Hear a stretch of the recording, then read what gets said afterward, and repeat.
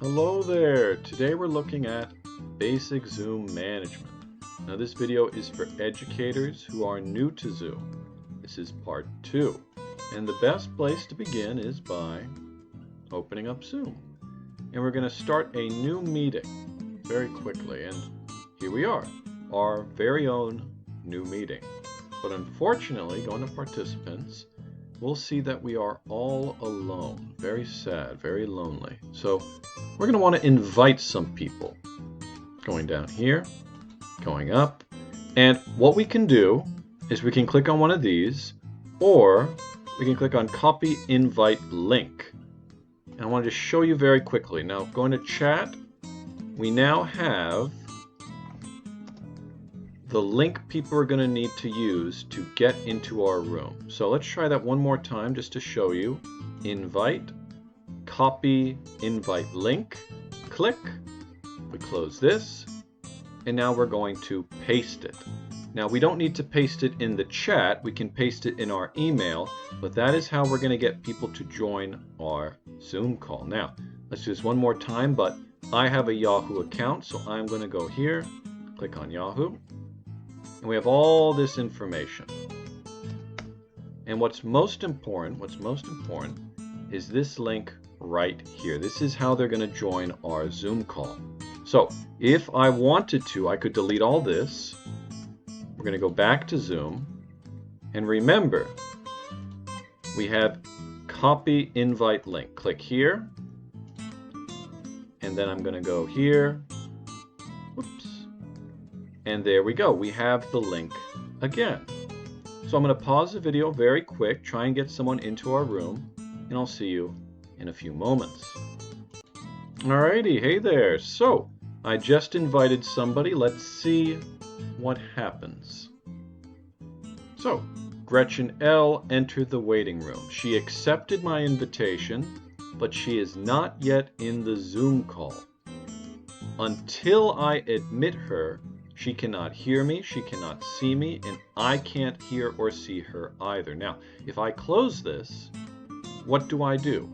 How can I let her into the call? Well, we go down to participants, and we have waiting room. And I'm going to admit her. And there we go. There she is, Gretchen L. Very good, very good. So, what we're going to do next is we're going to work with her on, let's say, anything. She is a student and she needs help. Well, how can we help her? Well, one thing we can do is share screen down here, but not us sharing our screen, but Gretchen sharing hers. So, Gretchen, could you very quickly share your screen with us? And there we go. We now see Gretchen's screen. This is Gretchen's screen. And so if we wanted to help her write a paper, we could see what she is writing. It's right in front of us.